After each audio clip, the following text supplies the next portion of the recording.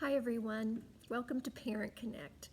Parent Connect is our virtual version of our parent meetings. This year, due to COVID restrictions, we are going virtual. You'll be receiving the Conscious Discipline Parent Curriculum via Facebook on your Child Center's page. And typically you would be meeting with other parents and with staff members at your child's center to share this time together.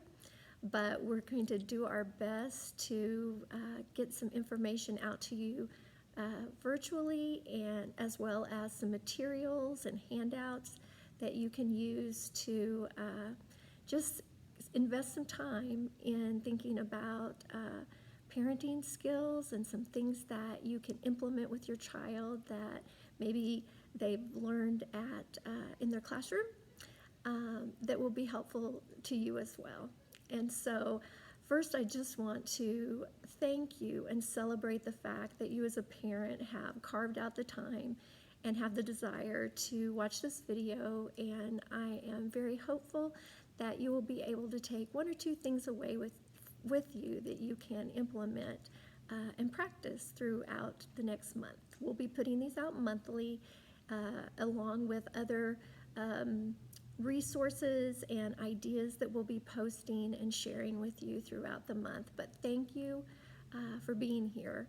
I know your time is precious, so let's get started. Today we're going to talk about the first skill of conscious discipline, and that is composure. And so what is composure? Composure is simply being calm enough to see the situation or see your child in a way that allows you to respond rather than react out of your frustration or upset. I vividly remember as a young mom responding to my children like this: "Be patient." That is not composure, but that is what happens when we don't have it. We are asking our children to do the exact opposite of what we're modeling. And so what composure does is it allows us to become the person that we hope that they will become by modeling it for them. And that takes some self-regulation, and it takes hitting the pause button. And so to compose yourself, the first tip that I want to give you, a tool that you can use, is to bring calm to the situation. And we do that through first disciplining ourselves before we discipline our children. And so we all have triggers, we all have buttons that get pushed. And so the key to bringing calm is whenever your button gets pushed, you pretend like you have a pause button right here, and you hit the pause button. And when you do, just breathe.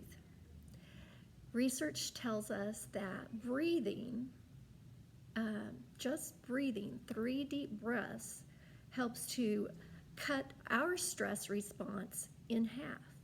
And so that allows us to get some oxygen to our brain where we can actually think about the situation and how we want to respond to it, rather than just reacting and then regretting it 20 years later, like me. So one of the first things that we teach our children when they start to feel upset in their bodies is to breathe. And we teach them through some fun ways, and one of them is through the star. And we even have little folders to help visualize what that's like. And basically STAR stands for I'm going to stop, smile, take a deep breath, and relax. And so I'd like you to just do that with me 3 times. It might feel a little silly at first, but I want you to pay attention to if you actually feel a difference in your body when you take time to hit the pause button, smile, take a deep breath, and relax. One more time. Stop, smile. Take a deep breath in your nose and release it out your mouth. Last time. Stop, smile, take a deep breath, and relax. You might feel your jaw relax. You might feel some tension in your shoulders relax. You're actually helping your body to calm down when you stop and star. And if you would like to make one of these for your children, your FRS, your family advocate, or your home visitor has materials for you if you would like to make one. So just talk to them because this is a great tool to help children actually see that when we breathe in and breathe out. So it's a great tool for you and them, right?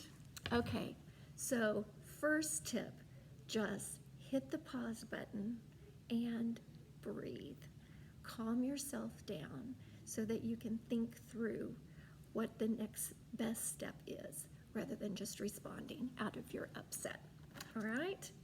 Now for my second tool or tip, and that is take time to connect. Connection is so important in any relationship, and this is why. Our willingness and our cooperation with one another has everything to do with the level of connection and the state of the relationship. The more connected that I feel to another person, the more apt I am to cooperate with them. So remember this phrase, cooperation follows connection. So if you want to see more connection, if you want to see more cooperation from your child, then you need to up the levels of connection. Connection has 4 elements to it, and this is what they are. They are eye contact, touch, presence in a playful situation. Let me say those again. Eye contact, touch, presence in a playful situation. That means that we take 30 or 40 seconds to actually make eye contact, to have physical touch, and really be present and enjoy a moment with another person. And with conscious discipline in our classrooms, we use a tool called love rituals to do that. And basically they are nursery rhymes or little songs, games that take maybe even a well-known nursery rhyme, but add touch and presence and playfulness between you and your child, because that builds cooperation and willingness. So I'm going to give you a tool. I'm going to teach you one of the ones that we do in our classrooms, and it's Twinkle, Twinkle, Little Star. And I'm sure you know Twinkle, Twinkle, Little Star, although the words are changed just a little bit. And what you would do is stand or sit with your child facing you, and you would put your fingers up and twinkle them like this, and let them touch your fingers back and twinkle their fingers and say, twinkle, twinkle, little star. Then you touch their eyes and their cheeks. What a wonderful child you are. Eyes so bright and nice round cheeks. A brilliant child from head all the way down to your feet. Tickle, tickle. Twinkle, twinkle, little star. What a wonderful child you are. See, it only takes maybe 30 seconds to make a real connection with them, although chances are they'll want you to do it again and again, because what it does is it releases oxytocin and feel-good chemicals in their body and in ours when we make those connections. We're built for a connection. So 2 tips so far. First, bring calm to the situation. The tool you're going to use is just breathe. Try that star breathing. Second tip is take time for connection. It doesn't have to be a long time. It can be when they get up in the morning, while you're buckling them into their car seat to leave, before bedtime. Anytime, carve out on purpose those times to connect, because what you'll see is as connection rises, cooperation rises as well. So those are our first two tips. Now I'm going to talk a little bit more about composure and give you a tool for helping yourself to get to that point that you can respond rather than react. And it's called active calming. I'm going to pull up a little parent handout. And if you signed up for with your FRS or your home visitor, you may already have this. If you didn't, ask them for it, because it has the breathing technique, it has the love ritual on it, and then it has the steps to what is called actively calming. And active calming is how we get our composure, okay? So there's 3 steps to active calming. The first one is just breathe. We're going to take those 3 deep breaths and calm ourselves. And then the second step to it is I'm actually going to reaffirm myself. And I'm going to say, you know what? You're safe. You can handle this. Keep breathing. Because conflict happens all through the day, whether we want it or not.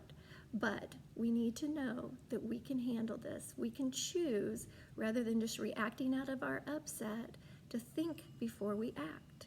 And just know that we're going to affirm our intention to do that when we tell ourselves, you're safe, you can handle this, keep breathing. And those 2 steps bring us to the 3rd step. And the 3rd step is what they call wish well. And you think, wish well, what does that mean? But basically, what it is whenever we take those breaths and affirm ourselves, it helps us to get into a place in our brain that we see the situation differently.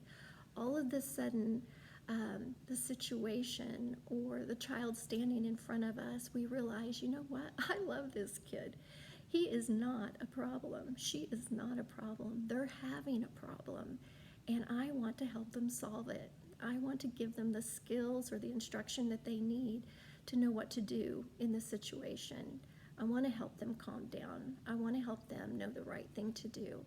And so when we breathe and we affirm ourselves, it allows us to get to a point that we wish that child well. We want to figure out what to do to be helpful to them and to teach them in that situation.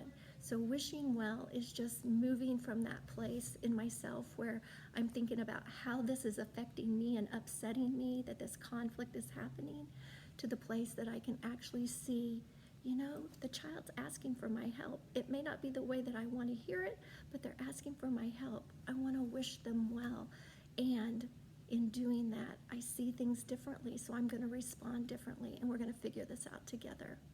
So, active calming, breathe, reaffirm yourself, you're safe, you can handle this, and wish well. That's where we can start problem solving with our child. So I want you to just be sure that you get a hold of this so that you'll have those things right in front of you to help you remember what those things are. You'll see on the back of this, it also has this information about here's how I calm myself, here's how I help my child to calm. Because once I am calm, I can help download calm to them. An upset adult does not help calm a child, right? So that's why composure is so important. You'll also see on the back of this sheet that it talks a little bit about the safe place. And the safe place in our classrooms is just a self-regulation center where kids get to go and practice skills like breathing and identifying how they're feeling and thinking through to solutions for conflicts that have happened in the classroom. But the key is to the safe place is without a safe person, there is no safe place. And it gives a little progression of the safe place. And it shows that a child's first safe place is in the womb. And their second their second safe place, once they're born, is right here on their parents' chest. That's the safe place that they want to be. And that's, again, a reason why it's so important for us to take those deep breaths before we pick up the child, because if our heart's going like this, that's what's going to get downloaded to them. So if I breathe and calm myself, then when they're right here, I can continue to breathe and help them to calm.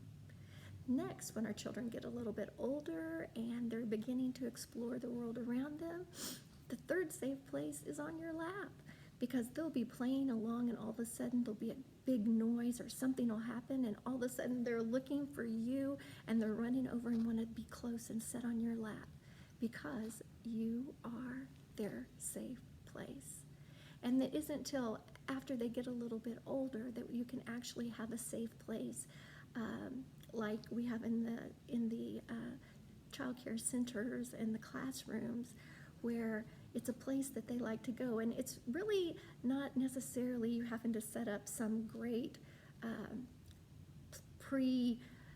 thought of place. Think about, where do they go when they're upset? Do they run to their bed? Is there a spot that they like to be? Is there a teddy bear they like to hold? What makes them feel safe? And that will help you to think through if you want to have a safe place in your home. Again, you can talk to your FRS, your family advocate, your home visitor, and they might have great ideas to help you with that too. But the goal is that through being the safe place and helping them to learn how to take a moment and get themselves composed, that eventually as adults they too will be able to find composure on their own and have that inner peace when they know how to stop, take a deep breath, and relax, and then face life's conflicts and problems and be able to problem solve. And so there's also the different breathing techniques and different ideas for different ages for setting up a safe place. So I want to make sure that if you don't have one, that you ask for one of these. We want to get that information out to you as well. And so what I'd like to close with is just asking you for a commitment to think about, is there one of these tips or tools that I could use that I think might be helpful in my home? So let me review those three areas. One, take time to bring calm to the chaos. And that starts with just breathing. So are you willing to practice whenever, whether it's with your child or just in the middle of the day, whenever you start feeling upset, when you start feeling frustrated, when life is not going your way, to stop and just breathe? Or secondly, taking time to connect. Are you willing to do a love ritual with your child once a day? You know, they say creating a new habit takes 21 days. And so are you willing to carve out at least once a day that you're willing to build that connection with your child and see if it affects their cooperation? That's another thing that you might choose. Or thirdly, composure. Are you willing to actively calm, taking the breath, affirming yourself, and then wishing well? It's basically just taking the time to think before you act. Anyway, I hope that you will choose one of those three tips or tools that you think might be helpful to you and implement it. Until next time, whenever we join together and look at another conscious discipline skills. But thank you for joining me. You are your parents. You, as your parent, are your child's first and best teacher, and we want to do everything we can to help you be successful and help them to be successful in life, in your relationships, for them academically, and in their future endeavors. Thank you for joining me, and until next time, I wish you well.